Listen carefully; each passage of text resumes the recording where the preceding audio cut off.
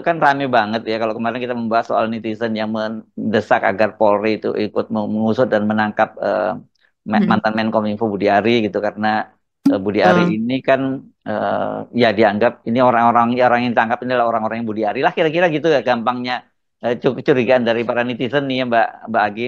Padahal sebenarnya Pak Mhm. yang menarik itu Pak Budi Ari itu sebelum dia lengser sempat dapat award ya, oh, pemberantasan judul Mhm. itu oleh detik.com. Ini hati-hati soal yang kasih-kasih award-award ini jangan terlalu cepat media-media nanti kalau terjadi begini bisa jadi backfire gitu ya. Ini menarik terus mungkin ini perlu kita singgung dikit ini ada lembaga survei gitu yang kemudian diberi Mhm. sanksi oleh Persepi ini Mhm. perkumpulan survei opini publik itu karena ya dia ngibul lah datanya itu yang kemarin sebenarnya kita sempat bahas ya soal pilkada di Jakarta ini yang dia menyatakan Mhm. bahwa ini poltreking Indonesia menyatakan bahwa Ridwan Kamil dan Suswono itu berpotensi akan menang satu putaran. Itu beda beda dengan hasil survei dari lembaga survei Indonesia. Dan ini ada yang terbaru dari Kompas itu untuk apa Kompas juga menyatakan bahwa sekarang ini yang memang pasangan Pramono Rano ini sudah lebih leading dibandingkan dengan pasangan Ridwan Kamil dan Suswono. Oke, tapi nggak perlu kita bahas, justru malah saya diingetin oleh teman-teman. Makanya tuh teman-teman wartawan dong, malah di chat gitu.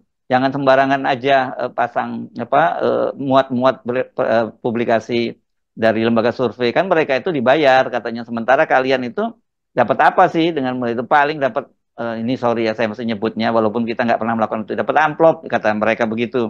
Ini nggak salah sih mereka menyebutnya begitu. Tapi kita ini termasuk yang saya kira sejak dulu anti amplop yang Agi ya. Gitu ya. Dan kata dia kalau kayak gitu suruh aja lembaga-lembaga survei itu pasang pasang advertorial katanya karena mereka banyak dapat duit gede kok wartawan cuma dikasih uang receh begitu. Waduh, ini menohok juga ini komentar seorang teman ini. Oke, di luar itu saya kira yang cukup menarik itu adalah pernyataan dari Menteri Hukum ya sekarang namanya bukan Menteri Kumham Ya. ya. Menteri Hukum saja Pak Supratman Mhm. Andi Aktas yang baru saja katanya waktu kemarin dia melakukan rapat dengan Pak Prabowo, Presiden Prabowo, Menteri Tenaga Kerja dan Menko Erlangga itu apa sih perekonomian juga masih ya sekarang Pak Mhm. Erlangga bahwa pemerintah itu katanya apa ya akan menjalankan semua putusan Mahkamah Konstitusi berkaitan dengan Mhm. gugatan soal Undang-Undang Ciptaker. Nah, ini menurut saya ini menarik banget, Mbak. Kan beda banget dengan Pak Jokowi ya waktu itu. Putusan Betul. Mahkamah Konstitusi malah kemudian dihajar dengan Perpu oleh Pak Jokowi dan kemudian Pak Prabowo ternyata beda. Sebenarnya Pak Prabowo ini masih mau jadi penerusnya Pak Jokowi atau enggak sih sebenarnya kok kebijakannya beda banget dengan Pak Jokowi gitu. Iya, ya, ini menarik semua ya. Apa yang topik-topik tadi yang disampaikan oleh Mas Hersu. Sedikit saja itu soal Persepi ya, Mas Hersu. Mm, Menarik banget ya, masa ada 2000 raw data atau data mm.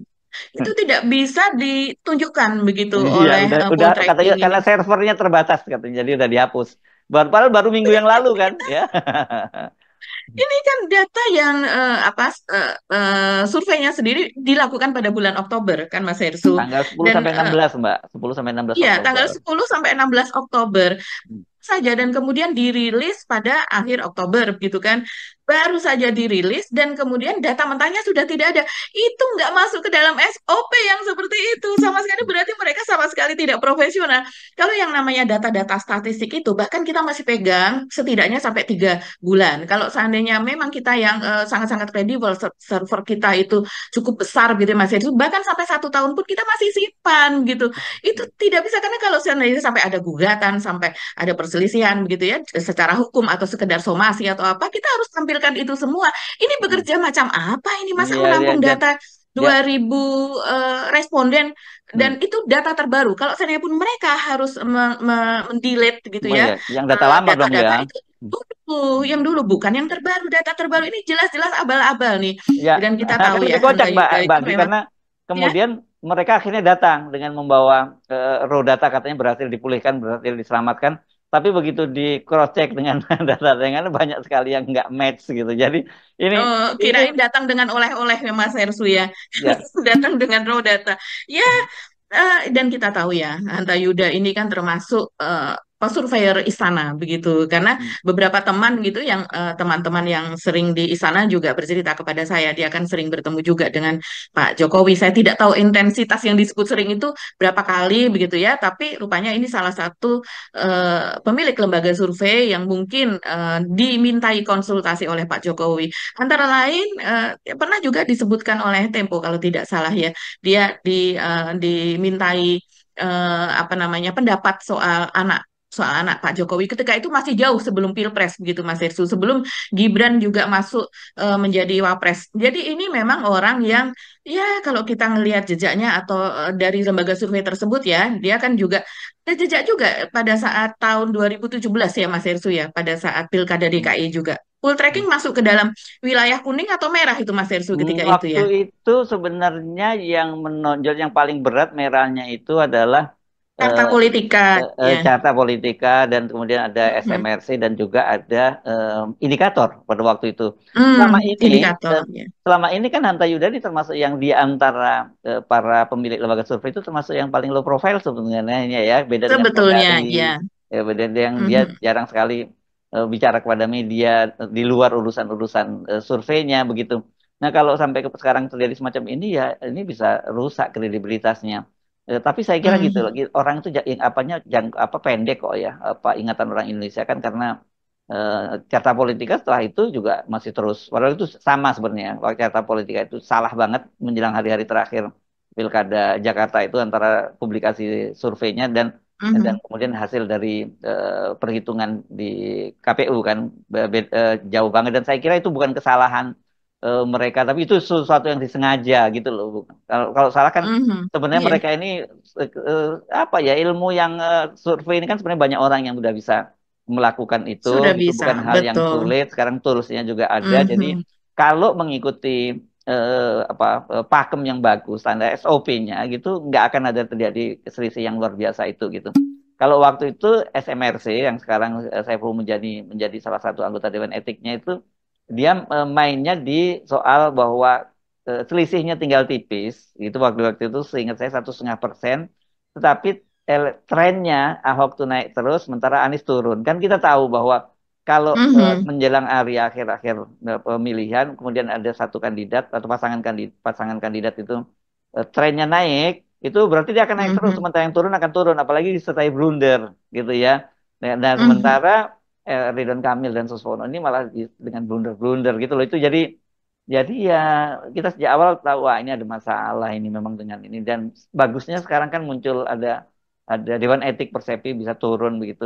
Tapi yang menarik itu adalah catatan dari Persepi bahwa mereka ini nantinya apa poll tracking ini setiap kali melakukan survei itu sebelum Harus mempublikasikan melalui mereka mereka. harus Mhm. dilaporkan dulu ke Persepi. Tapi itu dengan catatan kalau dia masih jadi anggota Persepi, kalau dia keluar dari anggota Persepi ya dia Iya, nggak ada kewajiban semacam itu lagi. Tapi ini sekali lagi betul. membuka kepada publik kan kalau selama ini kenapa kita selalu sinis dengan lembaga survei ya kita karena tahu bahwa survei itu Mhm. satu sudah menjadi tools pemenangan, satu penggiringan publik Mhm. opini, kemudian bahkan ini bisa digunakan untuk pemetaan money politik, Mbak. Di mana Betul. di Iya. mana-mana kantong yang money politik itu bisa dilakukan dengan money politik. Yang ketiga, kalau di arahnya Pak Jokowi itu yang kelihatan banget ya digunakan sebagai justifikasi terhadap kecurangan nanti yang akan mereka lakukan. Jadi suara itu sudah bisa dipatok, itu disesuaikan sejak awal bahwa oh nanti perolehan suaranya seperti ini dan Iya. kemudian hasil akhirnya seperti itu, gitu karena itu rekayasa di lapangan, bukan Mhm. pekerjaannya lembaga survei sih, tapi lembaga survei punya Mhm. peran di situ. Gitu. Iya, dan jadi sudah di framing dari sejak awal ya. Ya kita Ya, bravo lah kepada apa, Dewan Etiknya dari Persepi. Ini saya ya. tahu Ketua Umumnya Profesor Asep Saifuddin ini adalah guru besar dari IPB ya. Oh, oke, oke. Dan dia ada lulusan dari Statistika IPB begitu dan sekarang Mm-mm. menjadi rektor di Universitas Al Azhar kalau tidak salah. Kemudian Ah, di bawahnya ada Hamdi Muluk ya. Ini kita kenal dulu ini sebagai Jokowi ini Jokower kalau ini. sebetulnya. Ya. Ya, ini Jokower Ya. juga. Ada Hmm. Profesor Saiful Mujani juga kita tahu dulu sebetulnya itu sebagai orang yang pro Jokowi. Tapi kan Hmm. kita tahu orang-orang ini sekarang kritis, Mas Hersu. Mm-mm. Beberapa tahun terakhir ini ketiga orang ini kritis gitu ya. Kita menyambut lah begitu. Mungkin ini kalau terjadi pada saat Pak Jokowi masih memerintah dulu, apalagi periode pertama, ya hal seperti ini akan berlalu begitu saja begitu Ya, kan. ya, Tapi ya, ya sekarang kita alhamdulillah lah gitu Mas Hersu. iya, Sekarang semuanya iya, sudah iya. berakal sehat lah. nanti nanti dulu apakah Pak Hamdi Muluk juga sudah mulai check out juga dari Pak Jokowi? Karena seingat saya dia kemarin ketika Kaisang mau jadi wali kota Depok, dia bersama Ade Armando itu masih jadi tim pemenangannya gitu, seingat saya ya. Mhm. Terakhir naga-naganya begitu Mas Ersu. Karena Mhm. setiap kali ada ini orang kemudian merujuk begitu. Coba Oke. tanya Hamdi Muluk seperti itu. Jadi Ya, kalau dulu kan terlihat betul itu kan, ya, bahkan ya. ya apa dengan hasil-hasil surveinya begitu Hmm. kelihatan seperti tim ses gitu ya, seperti masuk Iya, ke iya, dalam iya. tim sesnya Jokowi gitu. Sekarang sudah warna itu sudah tidak Oke, kelihatan lagi alhamdulillah begitu. lah ya kalau seperti itu ya, karena bagaimanapun juga ini kan metode ilmiah yang dan itu sebagai Ya. bagian dari proses demokrasi kan. Kalau di Amerika kita bisa bisa menggunakan itu sebagai rujukan betul gitu. Meskipun sempat Mhm. salah, tapi itu bukan karena ada kesalahan dalam kasus misalnya pilpres kemarin ya, misalnya pada waktu Trump dengan pada pemilu sebelumnya begitu ya. Jadi eh, ini jadi satu apa ya justifikasi juga terhadap kenapa FNN selalu kritis terhadap soal ini. Dan kita juga ingatkan seharusnya teman-teman media itu ketika mempublikasikan hasil survei mesti harusnya kritis, jangan kayak vacuum cleaner apapun yang diomongin oleh lembaga survei itu kemudian dipublikasikan begitu saja. Itu harus ada catatan kritis lah terhadap mereka itu gitu ya. Oke, Betul. ini Mhm. agenda Mhm. penting yang mesti kita omongin memang ya, Mbak Mhm. Agi. Yuk kita Mhm. ngomong yang lain ya, Mbak Agi. Ya, kita masuk ke topik utama nih Mas Ersu, Mhm. yaitu rapat kerja dari Menteri Hukum Supratman Andi Aktas ya. Ini dari sebetulnya ini adalah politisi Gerindra yang sekarang seperti kata Mas Ersu bukan lagi Menteri Kumham gitu, tapi Menteri Hukum saja. Dan dia rapat kerja dengan komisi yang baru, yaitu Komisi 13 Mas Ersu. Oh, Jadi sekarang komisi di waduh, DPR asal ada jangan cilaka 13. 13 ya. Iya, jadi kita sebagai wartawan ini harus menghafal Mas Hersu komisi Hmm. sekian, mitranya siapa dan sebagainya. Sudah berbeda begitu ya. Kalau dulu kan dengan komisi hukum di komisi yang lain. Nah, di dalam rapat tersebut ini cukup mengejutkan sebetulnya. Tapi inilah yang kita harapkan. Dia mengatakan bahwa Presiden menugaskan kepada kami untuk melakukan upaya review terhadap seluruh undang-undang, peraturan Hmm. pemerintah, termasuk di dalamnya adalah peraturan menteri.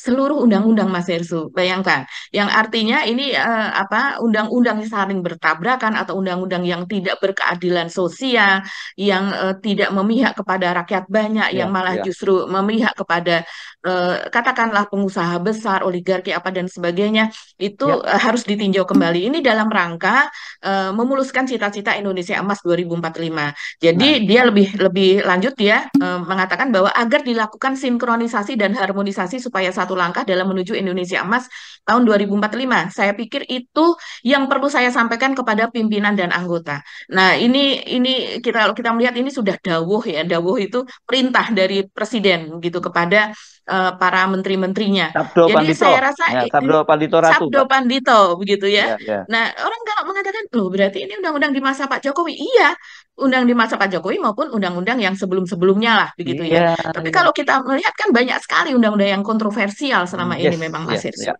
Hirsu. Ini jangan dianggap hal yang apa ya, yang sederhana. Ini betul-betul fundamental karena kan kita tahu Mhm. ya bahwa terutama di eranya Pak Jokowi itu kan DPR itu hanya menjadi justifikasi dari Betul. keinginan para DPR dan pemerintah lah dari para oligarki, para cukong-cukong politik Mhm. itu yang paling terlihat kan itu undang-undang Omnibus Law ya, Ciptaker itu ya yang Mhm. kelihatannya sangat Betul. merugikan buruh dan kita tahu bahwa sekarang ini ya mudah buat buat para oligarki itu untuk membeli undang-undang di DPR tuh karena Mhm. pemerintahnya sudah dikuasai, partai-partai politik mereka sudah kuasai kan begitu. Mhm. Nah, dan kemudian yang kita juga masih ingat kan bagaimana eranya Pak Jokowi itu ketika kemudian kita bawa ke Mahkamah Konstitusi dan Mahkamah Konstitusi waktu itu Mhm. menyatakan bahwa inkonstitusional bersyarat selama 2 tahun gitu. Mhm.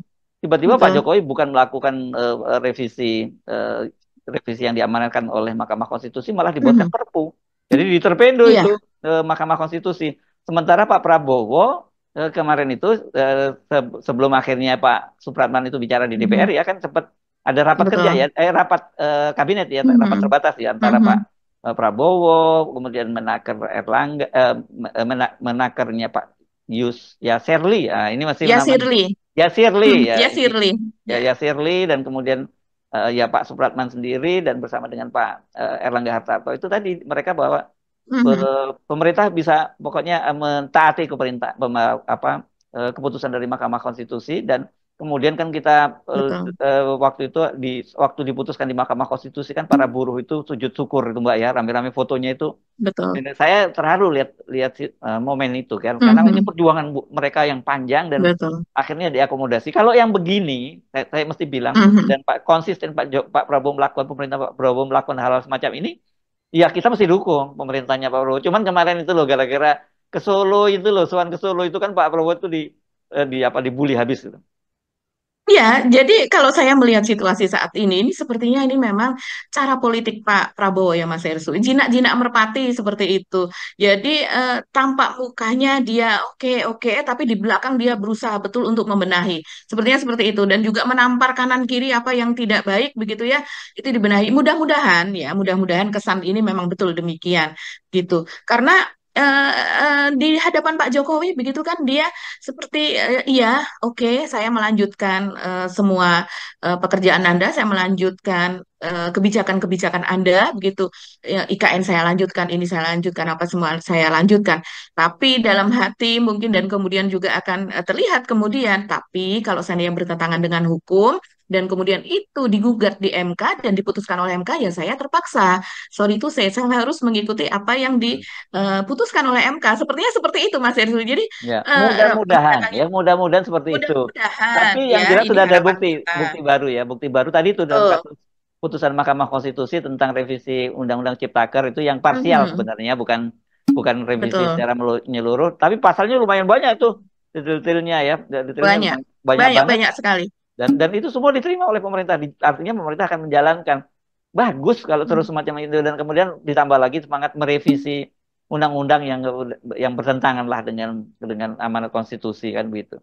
Makanya kan saya bilang pada waktu Mhm. itu Mbak Agi ya, saya waktu lihat pidatonya Pak Prabowo di mana di waktu pelantikan itu bagus banget dan tidak Iya. menyinggung sama sekali IKN. Begitu juga ketika Mhm. memberikan pengarahan pada sidang paripurna perdana kan begitu jelas itu Mhm. clear bahwa Betul. APBN itu harus digunakan untuk kesejahteraan rakyat. Tapi kok tiba-tiba ketika nggak lama kemudian ngomong bahwa IKN itu akan dilanjutkan ketika di Magelang gitu ya. Tapi yang ngomong pada waktu itu yang membocorkan ke media itu kan Raja Juli Raja Antoni. Juli. Iya, dan kita tahu Mhm. siapa Raja Juli Antoni kan ini Jokowisme lah ini Betul. mereka pengusung Jokowisme kan Mhm. gitu. Menarik jadi kita untuk mengamati itu. Saya tahu banyak orang yang marah sekali, termasuk kita juga tetap mengkritisi Pak Prabowo terhadap perkembangan-perkembangan terbaru yang khususnya terkait terakhir kemarin ketika sowan ke mana ke Solo itu. Solo. Tapi mari kita lihat, benarkah seperti juga banyak Mhm. dugaan bahwa ke Solo itu berkaitan dengan judol, gitu berkaitan dengan Mhm. Budi Aris Setiadi. Itu kan masih harus kita tunggu juga, Mbak Agi. Oke, silakan balik Mhm. lagi ke topik yang sebelum yang yang kita omongin tadi. Iya, kayak seperti yang kita ketahui bahwa pada masa pemerintahan Pak Jokowi ini kan memang banyak sekali undang-undang yang kemudian banyak diprotes Mas Herzl oleh tenaga kerja, oleh buruh, oleh mahasiswa dan sebagainya karena dianggap sebagai pro investor, pro oligarki, begitu ya Mas Herzl. Baik itu undang-undang tentang pertanahan, gitu ya, undang-undang tentang lahan, undang-undang banyak sekali tentang air, begitu yang seharusnya menjadi apa namanya untuk orang banyak gitu sehingga bisa diprivatisasi dengan atas nama apa namanya atas nama untuk ekonomi, pertumbuhan ekonomi dan sebagainya. Jadi jadi memang apa yang dilakukan Prabowo ini kita patut berharap banyak gitu ya Mas Hersu karena begitu banyak undang-undang coba undang-undang IKN gitu kan itu bermasalah dan kemudian itu buru-buru diundangkan. Kemudian undang-undang MK. Undang-undang MK itu kalau tidak salah waktu itu diprotes karena masa-masa untuk apa namanya menjadi diputuskan begitu ya itu hanya 7 hari begitu Mas Hersu. Dan kemudian undang-undang KPK itu udah pastilah undang-undang KPK kemudian undang-undang sinkronisasi keuangan perpajakan juga antara pusat dan daerah. Undang-undang ketenaga kerjaan tentu saja jadi ya memang banyak sekali ini undang-undang yang apa kontroversial di masa Pak Jokowi. Dan kalau saya melihat sekarang ini seperti yang dulu Pak Amin pernah katakan, yaitu bahwa tidak bisa kita kalau saya mengubah sesuatu itu seperti bagaikan itu bubur. tengah-tengahnya langsung desado itu bagian yang paling panas. Pasti yang diambil tuh yang pinggir-pinggirnya dulu, yang pinggir lama-lama itu akan ke tengah begitu kan. Yang bagian yang angetnya dulu lama-lama ke bagian yang paling krusial atau yang paling panas begitu. Nah, kalau saya melihat ini untuk menjaga sepertinya ya, untuk menjaga hatinya Pak Jokowi begitu bahwa jangan sampai itu semua yang kemudian diputuskan di masa dia itu langsung diubah di masa Pak Prabowo yang kita tahu itu tadi masih banyak ya kroni Pak Jokowi, antek Pak Jokowi dan juga oligarki kemudian Oh yang iya, apa namanya menanamkan investasinya berdasarkan berbagai kemudahan-kemudahan yang dilakukan oleh Pak Jokowi. Salah satunya seperti misalnya Pak Prabowo juga mengatakan jangan membuat negara di dalam negara. Nah, itu siapa yang dimaksud begitu ya. Walaupun itu tadi tidak akan dilakukan secara penuh 100% langsung gitu pada tahun pertama, tapi saya yakin mudah-mudahan itu nanti akan sedikit demi sedikit itu diubah begitu Mas Hersu. Nah, khusus untuk yang kemarin ya apa namanya keputusan dari MK ketika digugat oleh Partai Buruh dan juga apa KSPI, namanya kelompok para KSPSI buruh. ya. Ya. Iya, banyak sekali itu sebetulnya yang menggugat kan mereka secara bersama-sama menggugat Omnibus Law, utamanya klausul tentang Undang-Undang Ketenagakerjaan yang di dalamnya ini kan banyak sekali ada ribuan pasal yang ada di Ya. situ. Itu coba kita sorot apa saja yang kemudian menjadi keputusan dari Mahkamah Konstitusi. Salah satunya yang paling penting adalah Undang-Undang Ketenagakerjaan itu dipisah. Nah, ini sangat-sangat penting sekali. Tadinya kan berupa rombongan masuk ke dalam Cipta Kerja atau Omnibus Law. Nah, berdasarkan keputusan dari MK, ini harus dibuat undang-undang ketenagakerjaan yang baru, terpisah dari undang-undang Cipta Kerja. Jadi dikeluarkan undang-undang ketenagakerjaan. Jadi lebih fokus begitu Mas Hersu. Dan juga tenaga kerja Indonesia harus diutamakan dari TKA. Ini yang membuat sujud syukur. Saya terharu juga melihat videonya Mas Hersu itu karena kemudian lebih diutamakan bahkan ada beberapa media mengatakan bahwa betul-betul itu strict begitu ya aturannya nanti begitu diharapkan akan seperti itu yaitu ini membatalkan beleid soal multitafsir yang tidak mengatur pembatasan secara tegas kita tahu ya karena ya kita tahulah waktu itu ada pengakuan dari Luhut Panjaitan dari Pak Luhut waktu itu Menko Marinvest yang mengatakan akhirnya pada sebuah kesempatan mengatakan bahwa Omnibus Law atau Cipta Kerja itu kan yang buat saya begitu. Jadi ketika itu Pak Luhut ingin supaya investasi, mengejut investasi dan sebagainya, maka harus dibuat yang seperti itu. Dia kemudian memanggil Sofyan Jalil apa dan sebagainya begitu beberapa tokoh dan di Amerika dan di Kanada itu ada semacam undang-undang yang bongkoan seperti itu Mas Hersu untuk apa namanya supaya tidak lama begitu kan kalau satu undang-undang demi satu undang-undang dibahas gitu dengan DPR itu memerlukan waktu yang lama. Jadi akhirnya dibuat bongkoan seperti itu. Nah, itu yang kemudian bermasalah selama ini begitu. Nah, di Undang-Undang Ketenagakerjaan ini sudah pasti ya, sudah disetujui oleh pemerintahan Pak Prabowo akan dibuat tersendiri, keluar dari Omnibus Law yang selama ini itu begitu diinginkan oleh para buruh Mas Heri. Selama ini kan mereka selalu apa namanya permintaan agar itu dikeluarkan itu selalu mereka gaungkan pada saat mereka demo begitu. Dan kita tahu ini sudah berlangsung selama beberapa tahun terakhir begitu kan, setidaknya 2 tahun 3 tahun terakhir itu suara mereka. Ternyata hanya dalam hitungan hari sejak Prabowo ini dilantik, MK memutuskan langsung diiyakan begitu ya. Yang lain lagi misalnya durasi kontrak kerja dipertegas. Nah sebelumnya itu Mas Hersu demi untuk supaya investor itu datang ke kita dan kita memiliki daya saing yang tinggi, maka soal kontrak kerja itu bisa kapan saja. Ada kasus yang sampai 10 tahun dia masih kontrak kerja. Hmm. Jadi bahkan lebih dari masih kontrak ini kan sangat-sangat dia tidak berani bersuara Mas Hersu yang namanya dia masih kontrak kerja bahkan untuk apa menanyakan hak-haknya juga tidak berani karena dia rawan sekali untuk kemudian dipecat begitu kan. Nah, sementara dalam ini yang baru itu PKWT atau perjanjian dengan waktu tertentu itu diputuskan itu 5 tahun maksimal. Terus kemudian jenis outsourcing dibatasi, terus kemudian juga soal apa masa kerja begitu ya. Artinya kan dalam satu kan itu dulu berdasarkan Undang-Undang Ketenagakerjaan yang dulu itu 5 hari. Kalau seandainya mereka masuk hari Sabtu maka itu dianggap sebagai libur. Berdasarkan Ciptaker Undang-Undang Omnibus Law itu kan 6 hari kerja dalam 1 pekan gitu Mas. Jadi itu juga yang banyak sekali ditentang begitu. Jadi sekarang ini akan diputuskan itu dalam 1 pekan itu bisa 2 hari libur gitu ya. Seperti Ya, ya. negara-negara lain juga seperti itu. Hmm, Dan upah itu harus mengandung komponen hidup layak, layak, hmm, komponen hidup layak. Jadi misalnya UMR ini kan menyangkut soal UMP itu tadi ya, upah hmm. minimum provinsi dan juga upah minimum regional atau kabupaten dan kota.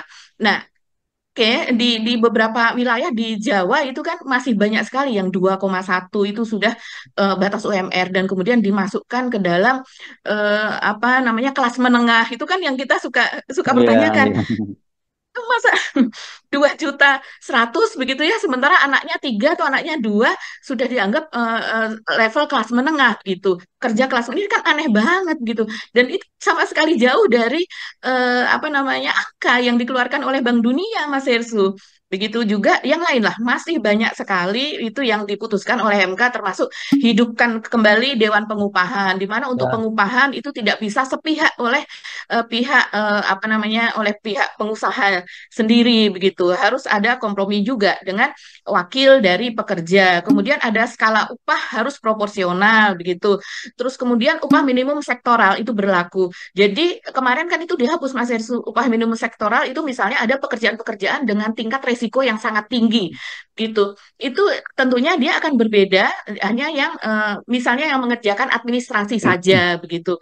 Tapi kan seringkali itu kemudian berbeda, tidak berlaku begitu. Apalagi menurut Ciptaker yang kemarin itu dihapus yang seperti itu. Jadi semena-mena, walaupun ya orang ya Mas Hersu, misalnya dengan resiko sangat tinggi, bekerja di menara yang apa puluhan meter atau seratusan meter, kemudian atau bekerja seperti yang ada di pabrik-pabrik nikel itu di pengolahan tempat hilirisasi kan seharusnya ada kompensasi itu begitu. Apalagi berkali-kali di tempat tersebut itu terjadi kecelakaan dan juga yang itu tadi itu pasti akan kena tuh yang TKA yang ada di sana karena nanti berdasarkan keputusan dari MK mereka ini harus betul-betul bekerja sesuai dengan ahliannya. Jadi iya. sebelum dia bekerja harus dites dulu keahliannya. Yang sebelumnya kita tahu banyak sekali video yang beredar di mana tenaga kerja dari Cina, kebanyakan smelter ini kan dikuasai Hmm, oleh perusahaan Cina ya. hmm. Tenaga kerja dari Cina mereka sekedar mengerjakan pengelasan saja itu hasilnya itu buruk sekali begitu dan itu divideokan. Kita kalau mencari di media sosial itu banyak sekali Mas Hersut dan dia digaji dengan gaji yang lebih tinggi dari tenaga kerja kita Iya, yang iya, bisa iya, mengelas iya. dengan halus sehingga pekerjaannya percuma karena tetap harus kemudian diperbaiki oleh tenaga kerja Indonesia begitu. Nah, kita harapkan nanti akan ada keadilan di situ. Begitu juga satu lagi soal lahan Mas Hersut, soal IKN itu jelas disebutkan bahwa nanti akan ada keadilan. Nah, mudah-mudahan ini Undang-Undang IKN di mana di situ sudah diputuskan di masa Pak Jokowi HGU berlaku selama 190 tahun hak guna usaha dan kemudian HGB hak guna bangunan berlaku selama 180 tahun. Ini sama sekali tidak adil dan orang terheran-heran lebih apa namanya lebih kejam begitu ya daripada masa kolonial Belanda yang di bawah 100 tahun. Jadi mudah-mudahan ini juga ditinjau kembali Mas Erso. Nah, ini kalau kalau itu betul dilakukan oleh pemerintahnya Prabowo, ya ini akan terjadi perubahan-perubahan yang cukup revolusioner, Mbak Agi ya. Dan itu Betul. nanti baru sesuai Mhm. antara antara yang dipidatokan Pak Prabowo dengan realitas di lapangan. Karena sekarang ini kan orang Mhm. mulai banyak menggunakan kosakatanya Pak Prabowo sendiri. Ini omon-omon aja ini kalau nggak kan gitu sekarang banyak sekali. Jadi kita tunggulah ya apa yang dilakukan oleh pemerintah dan DPR, dan saya kira Mhm. DPR ini kan karena mereka sekarang berada di satu koalisi dengan pemerintah dengan pemerintahan Prabowo, ya rata-rata pasti mereka akan Mhm. mendukung kalau ada ide-ide semacam itu. Dan PDIP meskipun dia sekarang ini ada di, di eh, oposisi, tapi saya kira kalau kemudian kebijakan-kebijakan itu berpihak pada rakyat, yang nggak mungkin dia akan menentang kan gitu. Kita tunggu bagi pokoknya selama belum diwujudkan ya kita masih akan omon-omon, walaupun kita bilang masih omon-omon walaupun kita sudah melihat perubahan yang luar biasa antara Pak Prabowo dengan Pak Jokowi. Ya ini tadi tuh soal dalam undang-undang Ciptaker itu Pak Jokowi diminta untuk memperbaiki merevisi undang-undang itu karena Mhm. disebutnya inkonstitusional bersyarat selama 2 tahun. Alih-alih direvisi dengan proses yang lebih benar, mendengar aspirasi dari para stakeholder, termasuk tentu saja para buruh dan banyak kan namanya omnibus law banyak banget gitu ya. Tapi malah menerbitkan perpu kan ini semena-mena ini. Dan sementara Pak Prabowo memutuskan untuk oke mentaati perintah dari MK dan dijalankan semuanya. Ini saya kira penting untuk terus dikawal terus Mbak jangan sampai lolos yang seperti ini. Gitu ya Ya, Mbak ya, Dia. kita lihat kemarin baru saja ada rapat kerja terbatas di kabinet yang dipimpin Pak Prabowo juga, dan kemudian dia memerintahkan supaya dalam jangka waktu 2 hari saja, yaitu berarti tanggal 7 November ini, itu harus sudah selesai.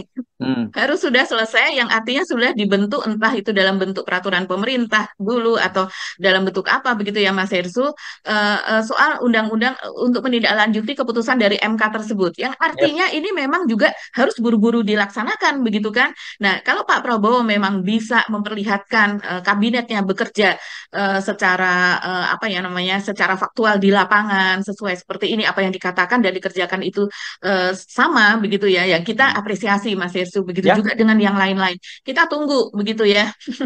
yes, oke. Sekarang kita pindah ke topik berikutnya, Pak. Masih ngomongin judul ya, Mbak Agi ya. Ini di apa? Hmm, Sekarang banyak sekali bocoran-bocoran dari netizen tentang profil-profilnya itu ya. Memang gila semua iya. ya ini. Kalau kita lihat, masa duit judul dipakai kemudian umroh, haji dan sebagainya. Ini sih geblek menurut saya. Iya, memang luar biasa Mas Ersu. Jadi ini terus ya, Budi Ari ini terus dikejar begitu kalau oleh netizen tuh Mas Ersu. Jadi dari mulai sejak tertangkapnya pegawai Kominfo, begitu Ya, Komdigi Komdigi sekarang ya. ya Susah namanya, banget kita dari ngomongin Komdigi ya, gitu. Komdigi begitu ya, dari sejak dari sejak hari Jumat begitu ya. Ini nama Budi Ari terus trending Mas Hersu. Even hari ini itu dia walaupun sudah di 20-an gitu ya, kemarin kan sempat belasan, kemudian 20, kemudian naik lagi, turun lagi begitu, tapi tetap namanya trending begitu Budi Ari. Dan mereka yang sudah tertangkap ini mulai di-spill Mas Hersu, apa profilnya, apa saja yang dilakukan dengan uang hasil kejahatannya, yang sepertinya kalau dia hanya sebagai pegawai di Kementerian Komunikasi dan Digital, yang dulu ada Kementerian Komunikasi, Kominfo begitu ya, itu tidak mungkin dia itu bisa flexing-flexing dan hedon gitu ya, memakai barang-barang yang harganya jelas jutaan, bisa puluhan juta, ratusan juta, bahkan mungkin juga miliar, begitu Mas Hersu. Nah, ini salah satu yang disorot sekarang ini sebetulnya adalah unggahan terakhir dari Budi Ari. Itu dia lakukan di FB. Emang Budi Ari ini kan ya generasi, dia lahir tahun berapa sih ya Mas Herzu? Ya dia generasi generasi yang baby boomer juga ya sebetulnya. Cuman oleh Pak Jokowi dimasukkan sebagai menteri apa namanya, komunikasi, yang sebetulnya banyak berhubungan dengan IT. Jadi sebetulnya itu memang memang hanya untuk menjaga kebijakan Pak Jokowi, untuk menjaga popularitas Pak Jokowi, untuk menjaga semuanya lah begitu ya, soal komunikasi dan soal IT begitu. Untuk menutup akun-akun yang tidak pro pemerintah dan sebagainya, saya rasa lebih banyak yang dikerjakan adalah itu begitu. Jadi ya yang dia lakukan ini, dia mengunggah itu di FB. FB ini seperti kita tahu, ini bukan media sosial atau aplikasi pertemanan yang digunakan oleh Gen Z, Mas Hersu. Itu sudah jarang sekali Gen Z itu yang memakai ini. Bahkan yang milenial pun juga setengah-setengah lah bisa dikatakan begitu. Tapi untuk mereka yang generasi di atasnya biasanya memang makainya masih FB. Dan ini Budi Ari juga dia membuat unggahan yang terakhir, dia menulis seperti ini. Pertanyaan buat yang ditangkap dan seluruh pejabat Komdigi, pernahkah ada perintah baik lisan atau tertulis dari Menkominfo, yang artinya adalah dirinya, karena namanya masih Menkominfo kan Budi Ari sebelumnya ya. Apakah ada perintah baik lisan atau tertulis dari Menkominfo untuk tidak men-take down satu situs atau website judul saja? Jadi apakah pernah dia memerintahkan dia untuk men-take down begitu, untuk tidak men-take down satu saja website dari judul begitu. Jadi dia mempertanyakan buktinya mana begitu kan Mas Hersu, sehingga dia terkait dalam kasus memelihara 1.000 akun judul atau 1.000 website judul yang sekarang ini sedang dalam apa namanya kasus ini sedang didalami oleh kepolisian. Nah, sekarang kalau kita melihat akun dari Budi Ari ini di Facebook itu sudah lenyap, Mas Ersu. Tidak bisa.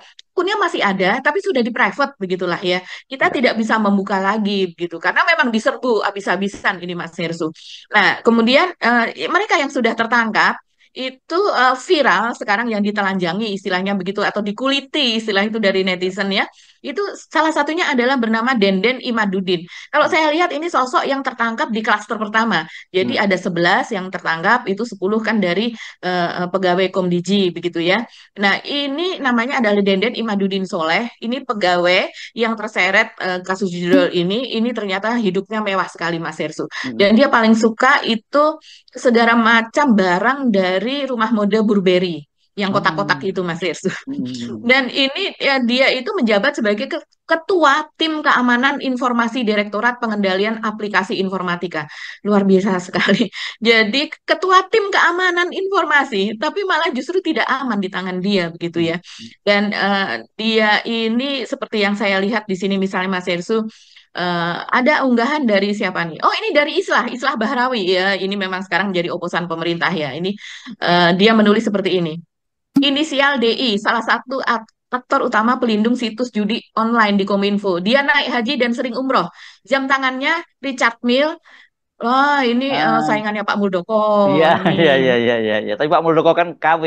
Kalau dia asli, Oh Mbak. iya, kalau Hmm. dia asli Pak Muldoko Ya, KW, iya. ya. Dan Hmm. kemudian Adomars Pike, ya ini saingannya Selvi Ananda begitu ya. Dan banyak Oh, sekali tokoh yang apa namanya selebriti yang memakai ini. Dan Rolex Daytona, wah kok sama ini Rolex Daytona ini juga yang dipakai oleh Pak Jaksa Agung itu. Dan Jaksa, juga bukan Jaksa Agung dong. Jaksa ini maaf, maaf, maaf, Direktur Pak Direktur Penyidikan, ya. Penyidikan Tapi juga katanya belinya di Jampitsus, pasar, Mbak, yang ini, yang Pak Direktur 4 Penyidikan, juta ya. ya belinya di pasar gitu. Oke, kalau si ini saya kira Mhm. enggak lah Deden ini ya. Oke, terus? Iya, iya, dia belinya di toko yang asli begitu ya. Ini dua-duanya sama. Kalau Adomars Pike dan kemudian Rolex Daytona ini sama dengan orang Kejaksaan Agung tersebut dan dibiayai air mata dan darah jutaan korban judol di Indonesia. Sudah ditangkap Subdit Jatanras. Nah, ini ada fotonya juga ketika dia sedang melakukan umroh dan Aduh. kemudian juga koleksi baju branded. Ini ditulis oleh kilat.com, salah satu media begitu Mas Hersu. Dan ya ini ketika dia umroh ini kelihatan dia memang jam tangannya itu terlihat jelas Mas Hersu. Ya, apa nggak Entah ditanya itu yang malaikat di situ ya dia sama. itu dari mana gitu. Iya gitu ya. Oke. Aduh, luar biasa begitu ya. Dan kemudian juga kalau kalau yang Burberry-nya itu mulai dari baju, terus kemudian jaket, Iya. sandal, sepatu seperti itu, sandal Hmm. begitu, kotak-kotak juga Mas Hersu. Hmm. Semuanya, pokoknya sepertinya dia ini memang edik Minded ya. begitu ya kepada, iya, Edik ya. Minded atau edik ini? edik atau minded gitu ya. Burberry minded begitulah. Nah, selain dia ini ada lagi yang disorot itu tentu saja ini yang dikenal siapa itu namanya Adi Kismanto ya Mas Yesu. Kismanto Adi alias Kismanto alias his fallen. Adi Kismanto Has Fallen. his fallen ya ya. Iya, Adi Kismanto Has Fallen ini juga disorot betul. Nah, yang diwanti-wanti oleh netizen adalah awas lo ya, Budi Ari, jangan sampai bilang nggak kenal Adi Kismanto atau nggak kenal dengan si Fallen ini, Hmm. begitu. Karena jejak kebersamaannya itu ada di mana-mana, begitu. Sudah Oh, viral, gitu. Terutama pada saat pernikahan Adi Kismanto tersebut, di yang mana kedua ya, Budi pernikahan yang Ari kedua ya, yang salah. betul, pernikahan yang kedua. Jadi ini kan memang katanya dipakai uang hasil hasil melindungi akun-akun judul tersebut dipakai untuk pembelian mobil-mobil mewah, terus kemudian untuk umroh, kemudian untuk menikah lagi, begitu ya, membeli barang-barang apa namanya, barang-barang mewah dan sebagainya. Nah, di situ memang ada Zulkarnain Apriliantoni juga ya Mas Hersu, ini yang disebut sebagai orang yang dekat begitu dan mantan komisaris BUMN Hotel Indonesia Natur begitu, di mana ya kalau mereka sudah berfoto secara bersama gini ya tidak bisa kita bilang bahwa mereka tidak saling kenal begitu kan. Begitu juga ketika ada juga foto Budi Ari ketika dia sedang menuju ke datang ke acara tersebut dan kemudian menuju ke pelaminan itu juga ada Mas Hersu. Jadi memang ini di-spill terus ya. Saya lihat makanya sampai dengan hari ini masih trending Budi Ari. Sepertinya netizen tidak ingin ini terlewat begitu saja. yang tidak ingin ini melempem begitu ya, tanpa Budi Ari tidak diperiksa dan kemudian hanya berhenti di Zulkarnain saja, begitu Mas Erso. Yes, ini. Jadi ya harus kita kawal kan begitu ya. Kan kalau Betul. ini karena kasus ini seperti dikatakan oleh Pak Presiden Prabowo sendiri bahwa ini dampaknya itu Ya, yang merasakan kesengsaraan adalah rakyat ini. Memang kasus betul. judul ini jangan dianggap main-main ya. Selain uang yang Iya. beredar sangat luar biasa besar, tapi itu Hmm. dampaknya kepada rakyat kita itu. Dan kebanyakan kalau kita lihat memang mereka-mereka yang ya kelas menengah ke bawah ya main judul ini ya. Hmm. Mereka bermimpi bisa jadi orang kaya raya dari judi itu, tapi kemudian ternyata ya realitasnya kan biasa kan judi gini nih Mbak. Pertama kali pasti dipur ya akan menang, menang, menang terus baru kemudian dinaikkan, naikkan taruhannya makin besar dan dia terus kalah terus dan dia masih merasa bahwa dia bisa menang. Itu akhirnya dijual macam-macam dan sebagainya dan dampaknya ada yang sampai bunuh diri, ada yang sampai malah Betul. kasus polisi ya di Mojokerto itu kan yang polisinya dibunuh oleh istrinya itu kan kabarnya juga karena kasus judul juga kan gitu. Jadi Karena judul. Hmm. ngeri banget ini. Jadi nggak boleh di apa dan saya kira ekonomi kita pasti akan berputar lebih besar nih kalau judul ini bisa di apa ya diberantas ya Mbak karena Hmm. nilainya kan judul gede banget itu berapa ratus triliun ya Mbak ya setahunnya itu. Iya, kalau kita waktu itu ya pernah kita Hmm. sebutkan juga di konten, kita belum tahu hingga akhir Yes. tahun 2024 ini, tapi klaim dari Budi Ari itu berhasil diturunkan. Kalau 2023, kalau tidak salah ya, mohon maaf kalau salah, kita cek lagi nanti, itu 300 sekian triliun begitu Yes. perputaran judol. Dan kemudian pada waktu itu PPATK apa dan sebagainya itu sudah mengatakan bahwa omset judol atau perputaran uang judol pada kuartal pertama artinya dari Januari sampai dengan April tahun 2024 itu sudah mencapai 600 triliun. Ya, Lah ya, kok ya. terakhir ini kata kata Budi Ari dia berhasil menurunkan Hmm. dari angka yang 300 triliun pada tahun 2023 tersebut sehingga hanya beberapa 100 atau 200 Oh, triliun coba, begitu coba katanya. Ini dicek lagi. toh iya, Hmm. data data apa 4 bulan pertama saja sudah mencapai 600 triliun, masa tiba-tiba kok bisa? Itu Iya. data dari mana begitu ya? Dan yang miris lagi ya Mas Hersu itu seperti yang saya menyambung korban yang Mas Hersu katakan itu belum lama ini ada seorang bapak yang menjual anaknya itu seharga 15 juta karena kecanduan judol yang gimana ibunya nangis-nangis apa dan itu saya lihat ini udah sangat-sangat parah parah parah parah dan Indonesia itu adalah Ya. guna judol terbesar, tertinggi di dunia. Yes. Bahkan dikatakan pada sekitar bulan Juni-Juli pada waktu itu ada sekitar 3 juta, di mana sekian persennya itu adalah orang miskin dan bahkan anak-anak umur 9-10 tahun sudah kecanduan judol. Ini memang darurat, darurat, darurat. Ini kalau Pak Prabowo tidak gas ya Mas Hersu, ini kita memang akan terpuruk. Sudah no way lah itu yang Indonesia Emas 2045, yang ada Indonesia Ya. lemas atau Indonesia cemas itu tadi. Iya, iya, iya. Oke, dan rupanya karena itu tadi ya, Pak, klaim menurunkan judul tadi dapat award dari Detik itu ya, detik.com Ya ya. luar biasa. Ini media kok percaya begitu saja ya. Iya, mesti Pada tanggal dicek. 17 Oktober ya kalau tidak salah itu pemberian Ya, awardnya. Jadi ya. award karena sukses memberantas judol. Ini kan Nah, luar biasa dan itu dimuat Mas Yesu di situs ah, Kominfo ketika itu. Jadi sebagai ya, ya, ya. kebanggaan Iya, iya. dan Dan dikatakan jangan-jangan sebagai yang muat itu yang prestasi tadi gitu. itu Mbak, yang melindungi tadi, yang melindungi judul tadi yang muat supaya dia nggak terusik lagi. Tapi itu gede banget ya, kalau itu sampai 300 triliun itu saja beredar di Betul, masyarakat, di kalangan UMKM tuh ekonomi Indonesia tumbuh luar biasa gitu, nggak seperti sekarang ini. betul, betul. Oke, Mhm. Mbak Agi, saya Mhm. kira Ya. dua kita sudah selesai ya bahas berbagai topik Mhm. yang tadi kita sodorkan kepada para pemirsa. Kita mesti mohon pamit dan jangan sekali-kali Mhm. mendekati